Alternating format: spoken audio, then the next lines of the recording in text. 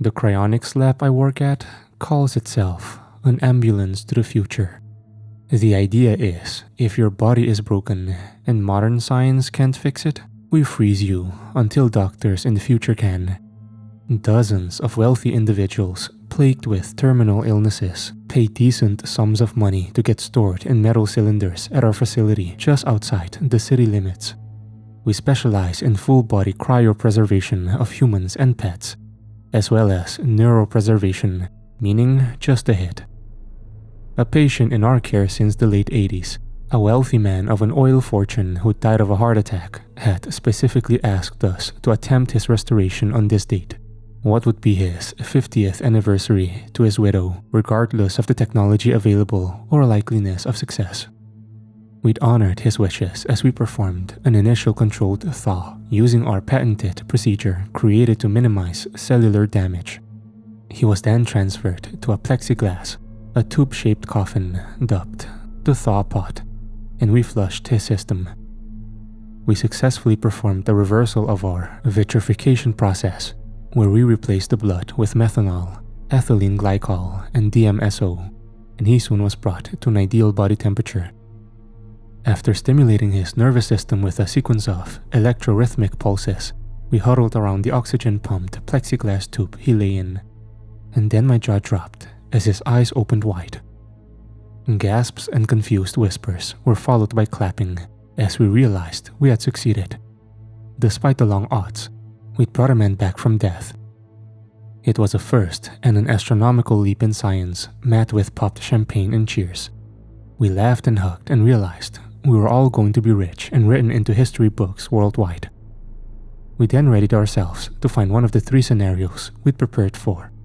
Scenario 1 was that the body was technically alive, yet he was brain dead. The spiking graphs on our digital EEGs, however, clearly showed an abundance of brain activity. My heart raced as I realized not only was he alive, but his mind was active. Scenario 2 was the guest would return alive, yet as a blank slate, his memory wiped like a formatted computer or a newborn's brain in a damaged old casing. When he began mumbling what sounded like words, however, our excitement grew as we realized we were likely dealing with Scenario 3. Scenario 3 was the client returns with his memories intact, like he had simply woken up from a long deep sleep. This was clearly the most desired outcome, and one we could have only prayed for. Yet, as he kept mouthing words from his plexiglass tube, we'd realized we had finally done it. We had brought back someone from stasis intact, a medical first that would change everything. Our excitement grew as he began breathing on his own. After an hour spent verifying he was stable, we were able to open the pot to welcome our guest to the future. As that lid slid ajar, we all listened as the hollow voice of the man within spilled out a stream of nonsensical words. My blood chilled at hearing that guttural babbling that sounded like gibberish from the 70-year-old man. His pale wrinkled body was shivering on the cot as he dribbled on in some language I didn't recognize. The 6 of us who were huddled around the table all jumped back as he bolted upright into a seated position, and his stained teeth began chattering loudly. As I walked to the supply shelf to fetch a blanket, I heard an awful laughter bubbling up from behind me. It was low and deranged, a laugh that sent my neck hairs rigid as my mind tried to comprehend what exactly I was listening to. I heard that mumbling continue over that sinister giggling. Our thought man was somehow laughing and talking simultaneously, as if from 2 distinct sets of vocal cords. I then heard a loud crack and spun around from the folded blankets to see the source of the sickening sound. It was Bethany, the lab assistant.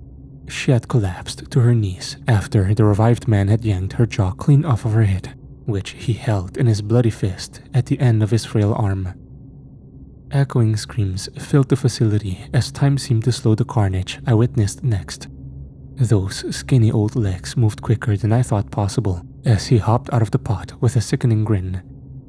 He moved like a pre-programmed machine, effortlessly yanking limbs from torsos with loud suction pops from the helpless bodies of my screaming associates. I saw things too horrible to fully process as time slowed from adrenaline flooding my body. Skulls of my coworkers collapsed inward, spilling their chunky contents, and bones were quickly stripped of their meat in seconds as the old man's bony fingers worked. He tore through them faster than anything I'd ever seen, and all the while, his haunting giggling tittered on like some excited child. I scrambled away from the unfolding horror, narrowly escaping those clawing red fingers from that man's scrawny yet impossibly powerful arms. I fled from the strewn gore and agonized wails behind me as my heart raced. My feet thudded down the bright hallway as I scrambled to barricade myself in a maintenance closet. I listened close over my pounding heart to the chilling screams cease with the nauseating crunches of bone just outside the door. The laughing grew louder over that muttering, which sounded like someone speaking in tongues, like that thing was attempting some sinister mockery of religion. I slumped to the cold floor and tried slowing my heavy breathing to prevent being heard. The exposed overhead bulb casts harsh shadows in the confined space of the closet. It smells like mildew from the mops, which is helping only slightly to mask the stench from torn entrails and the blood that now pools under the locked closet door. Just outside, that deranged giggling continues over that nonsensical gibbering. An occasional crack of bone causes me to flinch as I sit still, trying to remain silent. I realize now there's a Scenario 4 we couldn't have possibly prepared for. Scenario 4 is we brought something else back when we resuscitated that man's body. The hum of the forklift and the clangs of canisters being transported began not long ago. I trembled after hearing the familiar sounds of the thaw pot, fully realizing what's occurring outside of this thin wooden door. The thing out there is performing the thawing procedure on the rest of the bodies stored in those cryopreservation tanks. All 72 of them. I waited hours in the confines of that closet, realizing I'd eventually need to leave as I listened to the steady hum of equipment and the clangs of aluminum casing. That giggling continued over endlessly spouted nonsense and was eventually joined by another voice. It sounded like a woman's, with a raspy smoker's growl which giggled over that strange blathering. My stomach gurgled a bit too loudly, and I weighed my options, which looked bleaker by the moment. My phone's screen lit the thin wooden door with a blue glow, and I considered making a break for it. I could create a distraction, but the only exit was beyond not one but two of those abominations that had come back from freeze. I'd seen how quickly the spindly limbs of the man's decrepit body moved. I'd seen how fast his fingers shredded my co-workers into piles of flesh and bone. It would be suicide. Another option was calling the police, but I ruled that out as soon as my phone vibrated before I silenced it. The muttering had drawn closer then, passing by the thin door as I trembled silently. Even if they got my call and were able to locate me from within the thick walls of our facility, I'd be jeopardizing their lives, and far worse, I'd be giving those things an opened door to the outside world. There was simply no logical way I'd be rescued. My eyes swiveled up to a large box of medical-grade PEPP tubes on the shelf. They were obscuring something metal on the wall. I slid the box over to reveal a ventilation duct that connected to our HVAC. I eyed the screwdriver among the spare fuses, bulbs and tools boxed and labeled on the shelves, so there was no doubt I could open the duct. I could only imagine how much sound the hollow metal sides of the ventilation shaft might make, so I removed my shoes, cringing as my socks absorbed the blood of my dead cohorts on the cold floor. I waited for the louder mechanical sounds of the devitrification process to make my move. As soon as the motors sounded, I unscrewed the vent, then lifted myself into the air duct behind that box. I moved quickly as I listened to the babbling mutterings blending with laughter over the hums of the machines, fully immersed in the ducts. I thanked Barbara, the facility's COO, I'd only even seen once, for investing in a sturdy, state-of-the-art air conditioning system. My fingers pressed lightly as I eased my way along the metal passage and crawled into the blackness towards a faint glow from the side of the shaft ahead of me. I then slowly stopped once I reached a slotted vent overlooking the area where the massacre had taken place. That nimble old man, spattered with dried blood and flecks of tissue, was now joined by a large woman whose pale body was blotched purple as if she'd sustained significant tissue damage during devitrification. She dragged backward bending feet, which trailed strands of torn skin as she assisted our initially thought cryonaut. Her head looked misshapen, and her bruised skin wobbled loosely as she jammed tubes inside of another naked body in the thaw pot. I covered my mouth to not make a sound as her mangled head turned and her red eyes stared at me. Her face was an open wound that dripped thawed fluids out in a thin jelly down her jutting ribs and sagging breasts. It was clear she had died a violent death before being frozen from what looked like a self-inflicted gunshot wound. Her tissue appeared further damaged by crystallization of a botched thawing process. Yet she was alive and mobile. Her eyes, deep red from burst blood vessels, peered in my direction as she babbled through the dangling skin of that wound of a mouth. I watched in rising horror as her legs dragged twisted feet towards the overhead vent I lay in. I held my breath, locking it in my chest as that thing sniffed at the air above it like a hound hunting prey. After what felt like an eternity, the hideous, reanimated woman turned, sloshing those scraping feet over the pulpy remains of my co-workers to join the old man. Soon, another body sat upright with clacking teeth and bulging white eyes. A horrible smile grew on its bald head, and it clawed out on all four of its shaky limbs like an animal, seeping pink fluids from the ears, nose and mouth. Its fingers were black and its skin peeled in large flakes, as if it had suffered from frostbite. I watched as it crawled and laughed and licked at the congealing remains on the floor. I fought the urge to vomit from the sickening crunching sound as it fed. I advanced onward through the air shaft, praying it wouldn't collapse. A rumble and a deep hum as the industrial air conditioning startled me as it switched on automatically, and I soon felt the Arctic blast on my blood-soaked socks. I crawled as quickly and quietly as I could through the darkness towards the dim light at the end of the duct ahead. I finally reached the vent, and after tedious work, I was able to silently remove the cover. I lowered myself slowly down, steadying myself with blood-soaked socks on a shelf of cryonics and medical literature without making a sound. It was my first time in the COO's office since my interview, as she wasn't exactly the social type on the rare occasion she'd been present during my shift. This field seems to draw a few eccentrics, as it's considered a controversial field, both ethically and scientifically. I shook my head at the irony of it all. We'd finally achieved what was thought to be medically impossible by skeptical critics in the cryogenics field. The ethical dilemma, the one I thought most absurd to begin with, seemed to now rest at the forefront. I tiptoed on the newly carpeted floor in the dim office, peeking through a sliver in the drawn Venetian blinds that overlooked the lab, now filling with those reanimated corpses. There were now 4 of them. Sickly marbled skin hung loose over those cognizant things that worked steadily to increase their numbers. There was absolutely no way by them to reach the sole exit of the facility. As I scoured the office, my eyes landed on the desk's ajar file cabinet, a set of keys dangling from the lock. I slowly eased open the sliding drawer, revealing a set of manila folders within. I lifted a folder hastily placed on top, as if it had been rummaged through in a hurry, and I placed it on the butcher block wood atop the Spartan desk. I removed a fuzzy black and white photograph from within of that man we'd brought back. We'd been told that he'd requested to be revived on the anniversary of his marriage, yet the box below on the form was checked, single. I then read with a shiver the other details of the man as that horrible muttering and giggling echoed from beyond the door. His name was listed as simply Oliver R., and the photo of his leering smile and dark eyes looked disquieting to say the least. Many fields of the intake form were left blank aside from a specific, unique request.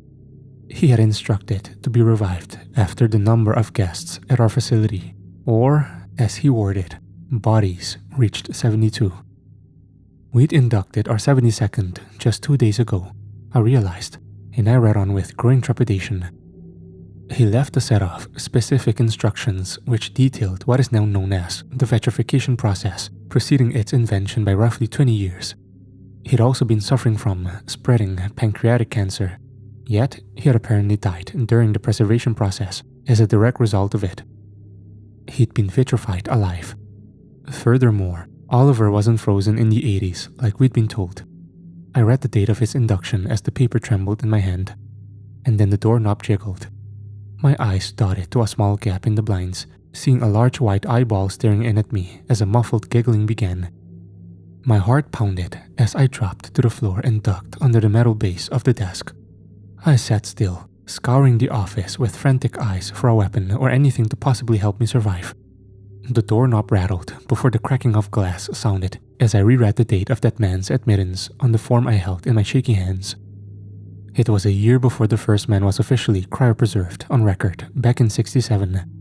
Oliver had been the first cryogenically frozen person when he died in our facility over 50 years ago, on the 6th of June 1966. They say that when you are about to die, your life flashes before your eyes. But it didn't flash. It sort of slipped slowly into the room, like a pervasive déjà vu.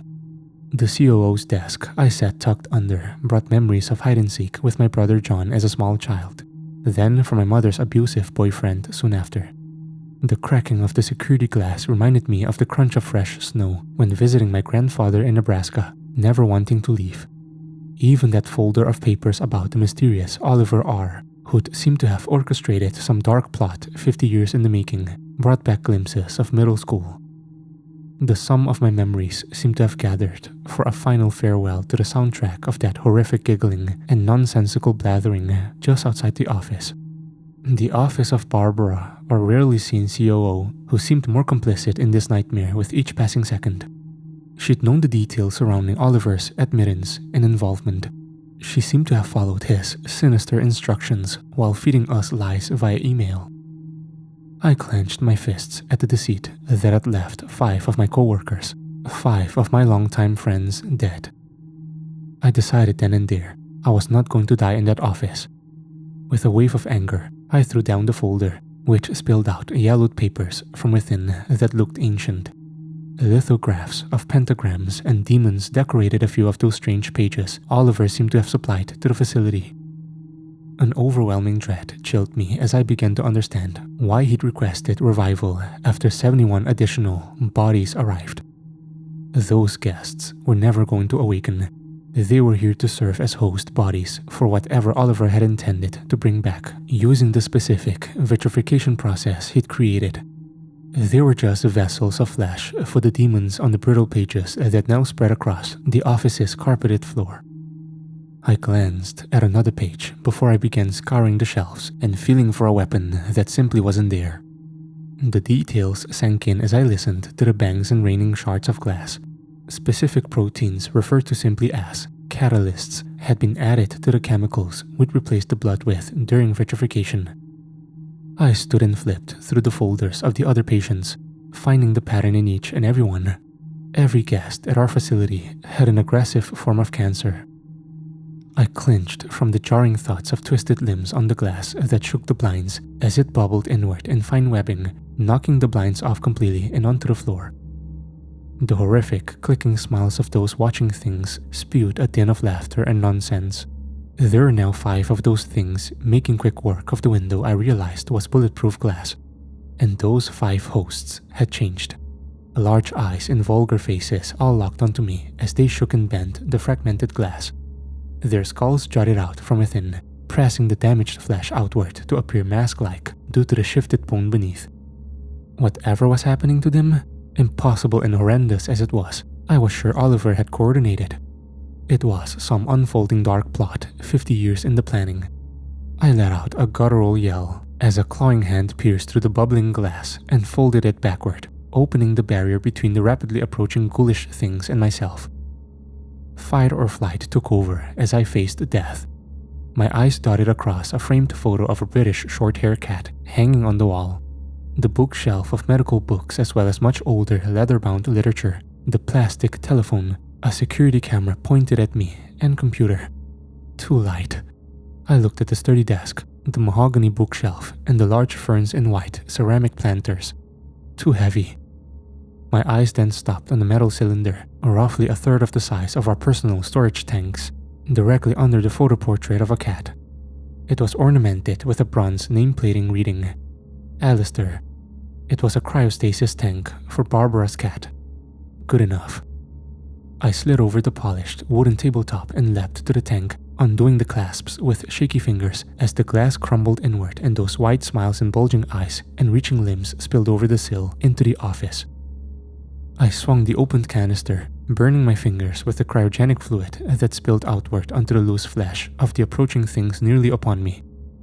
I swung the heavy container, using centrifugal force to spill out an arc of smoking liquid nitrogen that sizzled and hissed across the pale exposed flesh of those things that were no longer human.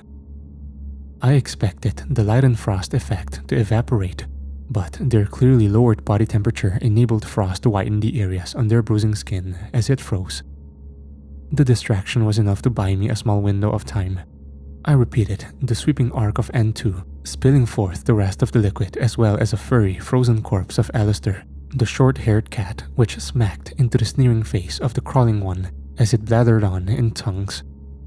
A third swing of the heavy canister shattered white reaching fingers and chips of skin off of the slowing bodies of the group. I heaved the heavy tank at the mangled head of the bloated woman, which rang out with a tongue, and I weaved by her. I raced across the carpet, past the horse as I dodged clawing fingers and snapping jaws. Bony fingertips brushed my stomach before I twisted away. In a desperate maneuver, I launched up and over the shattered window out the office, and I raced straight to the door away from those things. I cursed, realizing my keycard was back at my desk, and I had no way to open the door. The sinking feeling in my stomach was soon replaced by relief as I spotted the plastic cart in the glistening red muck of my deceased co-workers on the floor, and I ran to it on autopilot. I peeled the magnetic cart up off of the sticky concrete and sprinted over to the card reader. The growing reflection in the dark glass showed a rapidly approaching pursuer behind me, a newly thought man who looked both muscular and agile I hadn't yet seen. With one rapid motion, I ducked and lifted a heavy wheeled stool and swung it around into the large jaw of that animated brute. With a crunch and a rattle, teeth scattered across the floor like tumbling dice. A muscle in my side screamed as I opened the door with the keycard, and I dashed from the facility into the crisp fall air, eager to get as far as possible from the horrors within. I only felt the painful sting in my side after hearing the pattering of liquid that dripped off of my lab coat. It was dark red, torn away with the flesh beneath it from the nimble dead fingers of one of those things back in that office. I stumbled to my car, unlocked it and slipped inside, fighting off unconsciousness as the significant blood loss beckoned me to sleep. I pushed the key in the ignition when two newer model SUVs pulled into the lot and blocked the exit behind me. I slumped down out of view in the driver's seat as my heart pounded. Through the rear view, I saw a few larger men exit the vehicles, their broad shaved heads poking out of turtlenecks and black leather coats. They looked like a security detail of some sort, nothing I'd ever seen at our lab before. Stoic faces rested on rigid shoulders, their hands by the waist to access concealed sidearms. I caught a glimpse of Barbara's dyed red hair in one of the vehicles as the men pursued the vicinity and nodded back to her.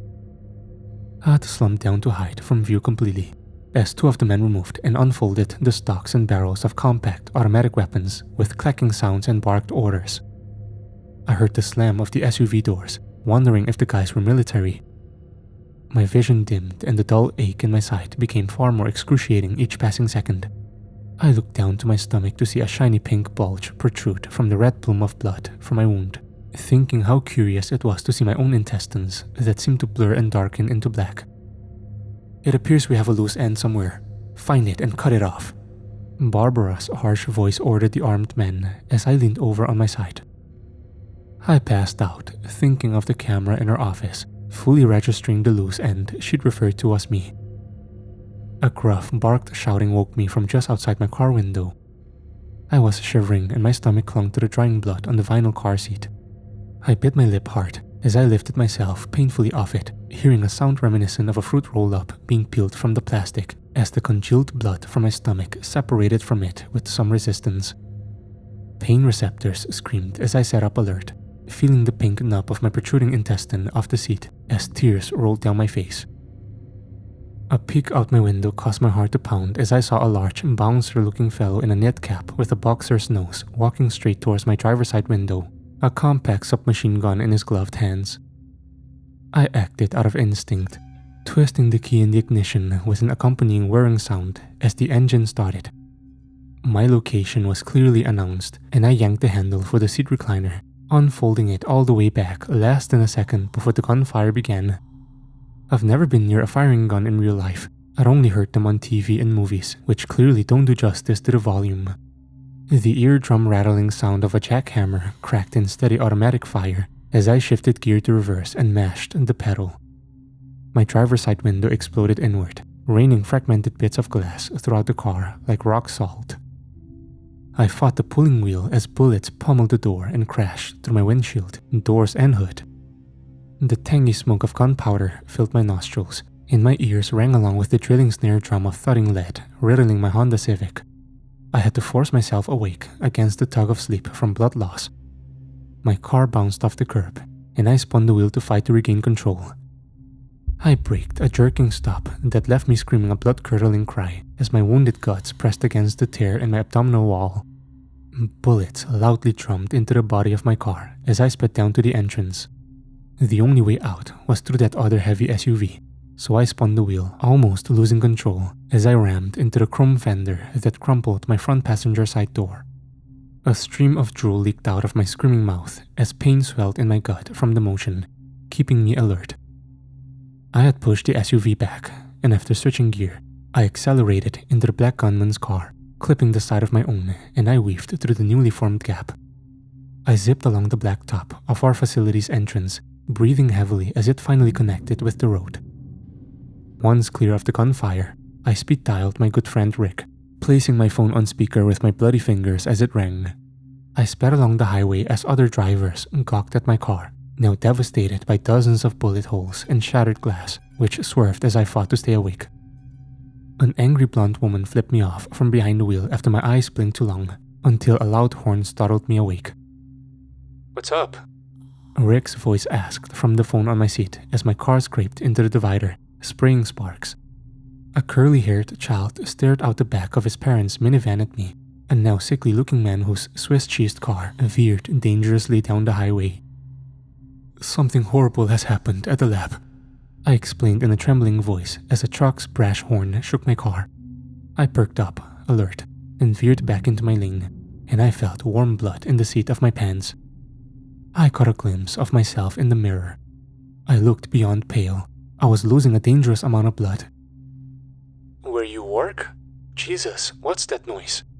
Rick's voice became a garbled sound as I struggled to stay awake.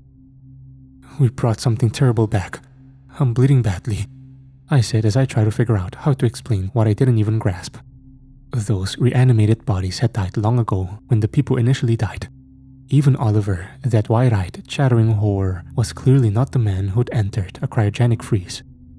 Whatever that catalyst was that Oliver had infused into the vitrification chemicals had changed them into something out of a nightmare. Demons, mutations, or something else I didn't know. But Barbara was clearly in on it. "What are you talking about?" Rick asked, confused. "I'm a little busy. What's up?" "Those things in our lab cannot get out," I tried to explain, but my words came slow and unclear. "If I don't make it, burn that place to the ground." "Your freezer pop's job off of I-70? What things?" Rick asked with a nervous laugh. I hate it when you call it that. "You're freaking me out a bit, man. Hello?" The phone launched to the floor as my car shook when it was rear-ended. I looked past my pale reflection to the SUV in the rear view. As much as my car had performed its civic duty, there was no way it'd be able to escape the vehicle pursuing me. I needed bystanders and witnesses. Lots of them.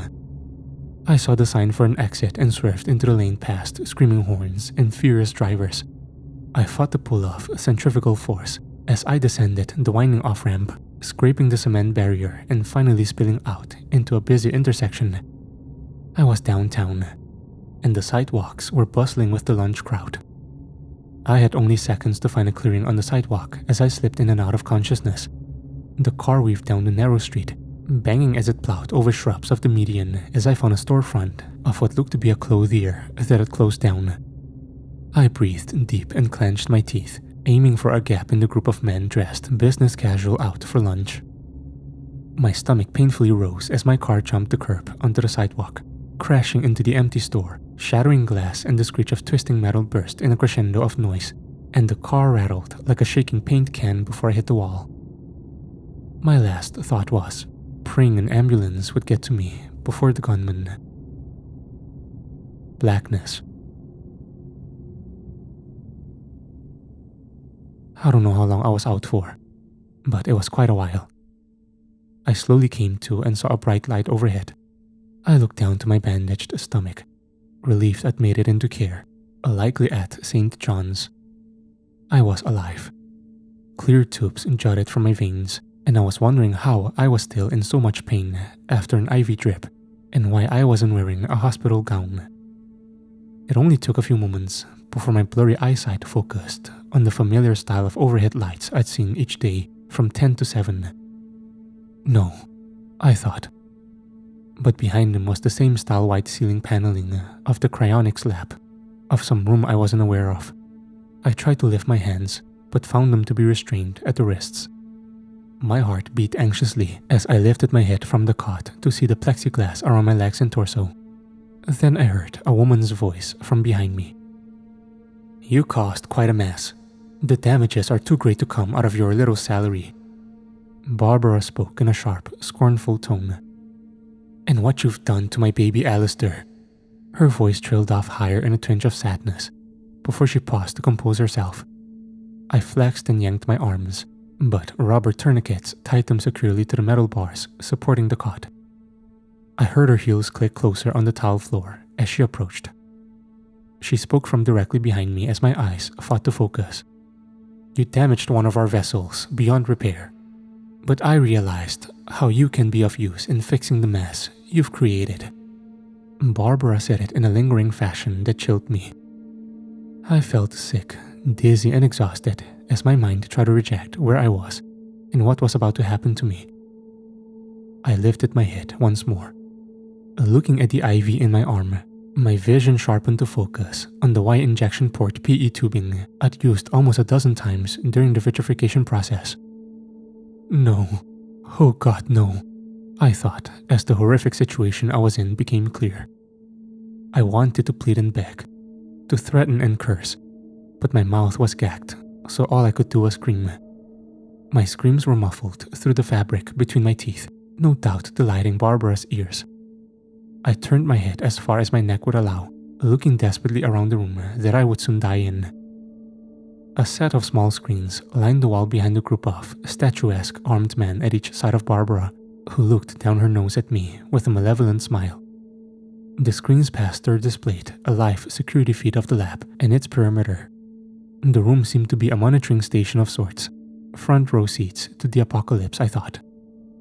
On one, the camera showed the crumpled plexiglass window of Barbara's trashed office I'd escaped. Another showed the dozens of horrors that now filled the main lab. Those reanimated bodies were now covered with tumorous growths, shaking limbs with extra joints ended in deformed claw-like hands and split cloven feet from the altered bone structure within. Their swollen foreign anatomy was unlike anything I'd seen in any medical textbook. There appeared to be what resembled hoofs, talons, and even serpentine tentacles of flesh-wrapped spinal growths. They looked like human bodies that had deformed in order to mimic the demonic creatures illustrated on the ancient pages from Oliver's folder. I strained my neck to watch the screens as those things moved about, working to revive the remaining few of our frozen guests. I then noticed movement on another screen that displayed the outside wall of the lab. A person was moving across it. I realized it was Rick. He was walking around the building, spilling the contents of a 5-gallon jerry can of gasoline around the building's perimeter. He looked like he'd been crying, and his face was twisted into a tearful frown. He likely thought I was dead. My crashed car downtown covered in my blood must have been all over the news. He had no idea I was alive, let alone in the lab I'd begged him to torch. I watched as he paused to peer into the window, shaking his head and covering his mouth in shock, before splashing more gas on what appeared to be tanks of propane. The hum of the machine drew my attention back to the immediate problem of my impending death by vitrification, and I thrashed my head as I heard the suction motor whir to life with the familiar hum of the pumps. I yanked my tight arms violently, trying to get free to no avail, while my heart thumped against my ribs so hard I thought it might break them. I soon felt a painful sting as the tainted cocktail of poisons blended with Oliver's secret catalyst began to seep into my brachial artery. A burning sting crawled down my arm, swelling with intensity until it felt like lava was coursing through my arm. Suddenly, everything went pitch black. The thrum of the pump wound down to a stop as I realized I wasn't in fact dead. The power had been cut off along with the lights. The breaker I realized. The main lab's vitrification equipment drained the lab's power significantly on its own, and with another operating simultaneously, the circuit had been overloaded. All our main power was reserved for the cryo tanks to protect the guests. The labs were the last priority on our grid system. Of course, Barbara, who was rarely here, wouldn't know about that. My heart beat faster than it ever had due to the sliver of hope present. "The circuit breaker, find it and fix it, now!" Barbara's cold voice ordered. A deep buzzing hummed to life before the flickering dim orange glow of emergency floor lighting switched on from the backup generator. A sparse reddish light accented the shadowy room with an eerie effect, and soon after, the sound of dragging limbs approached the door along with a low giggling over growling gibberish. The electronic door locks were useless during blackouts. I'd found that out after the last power outage. It apparently didn't take long for the horrific things in the main lab to realize that either. The thundering cracks of the security detail's gunfire echoed throughout the facility with strobing muzzle flashes, then abruptly stopped, replaced by their agonized screams. I slit the tourniquet securing my wrist until it caught on a riveted bar of the cot. I then rubbed the tubing back and forth, scraping my wrist raw until the rubber tube wore thin. Screams howled and bones crunched over the giggling sounds from just outside the open door. I was able to finally snap a wrist free and set up to undo the other 3 ties. I was now able to fully observe Barbara in the open doorway, barely lit by the orange floor lights. Her bobbed red hair was neatly combed, and she was snugly zipped into a form-fitting black skirt suit that likely cost what I'd made in a month during my time at the facility. She'd clearly dressed her best for the occasion. I could make out black obsidian tentacles dangling from her ears as she faced something tall and heaving that swayed in the shadows just past her through the open door. Then she spoke. "I'm the one who brought you back," she said to the thing that plied her gunmen apart into lumps of wet flesh. "I'm your devoted follower of Oliver's bloodline who enabled all of this." She outstretched her arms in front of her black nail polish catching the warm glow of backup lighting. Her voice was calm and collected, despite the mess of gore that remained of her security detail. Chunks of flesh and bits of organs were strewn across the screens of the monitors, including one that showed a very depressed Rick pouring gas onto the back of the building. "Get back inside now. We still have 6 more left to..." Barbara's sentence ended with a sound reminiscent of a walnut cracking, as the long fingers of a malformed hand slid over her head and squeezed into a fist. Her body shivered out the last kick of life before toppling into a bloody pile near the other dead. I hurriedly untied the knotted tourniquet around my last ankle and exited the thaw pot, cold and terrified. Then, that thing stepped in the room. It took a while to recognize the walking mass of parts as that first man we'd revived. His head was strangely enlarged, wrapped in loose-hanging, pendulous skin that wobbled as he approached. The barrel-chested torso of warped ribs was supported by multiple sets of sinewy limbs. There were small slivers of wounds resembling mouths filled with sharp little teeth, under black marbles of eyes on each temple. It looked as if he was sprouting 2 new heads from either side of his own.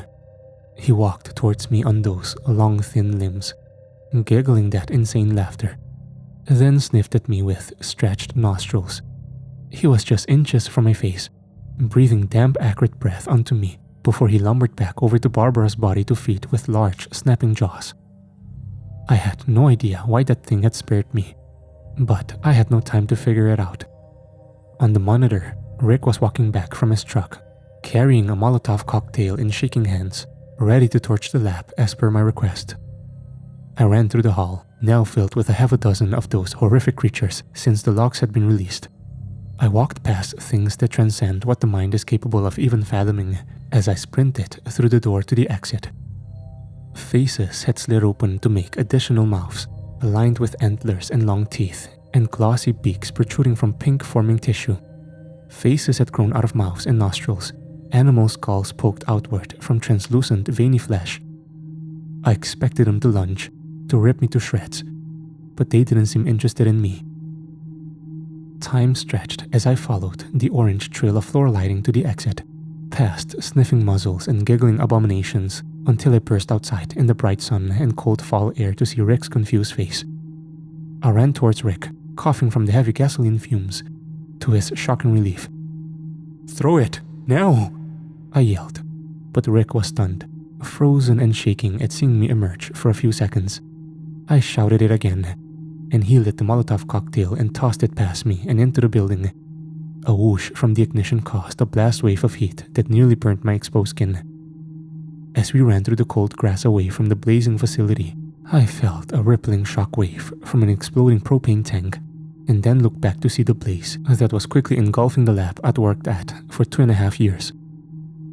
A tower of black smoke rose above the wall of flames that boomed with more exploding canisters. Rick had really come through with the pyrotechnics. He led me to his truck, where we sat and watched the blaze in silence as the building burned before any of those things could exit.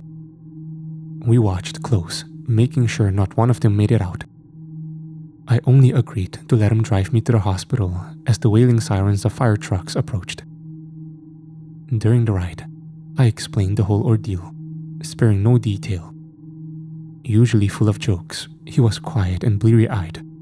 I could tell what he'd seen had left him in shock, and I didn't blame him. He nodded along as I emphasized just how close to death I'd been, but he kept staring at me strangely, like something was wrong with my face.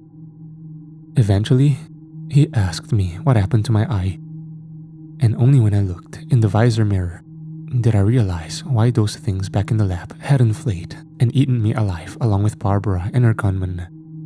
I saw why I'd lived through the lethal drip of chemicals used for our unique vitrification process, which had started to enter my burning veins.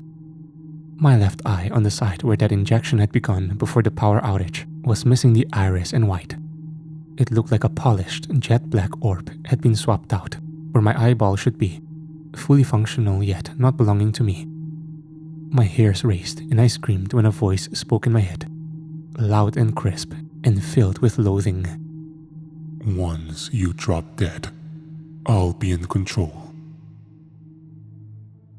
I'm doing my best to move on, and despite him almost cooking me alive, I've accepted Rick's request to be his best man at his wedding in January.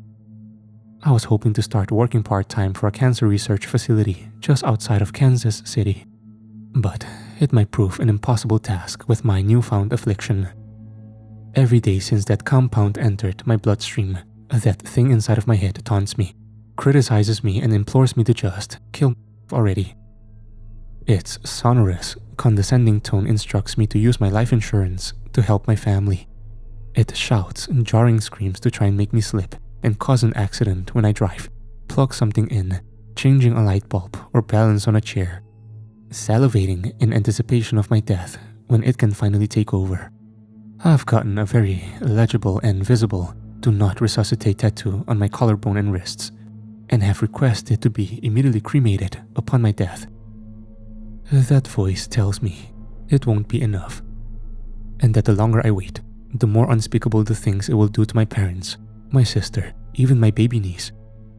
It torments and mocks me in constant wait, and it fills my head with its sickening, violent images as it talks in graphic detail about the vile things it would do to every living thing it sees.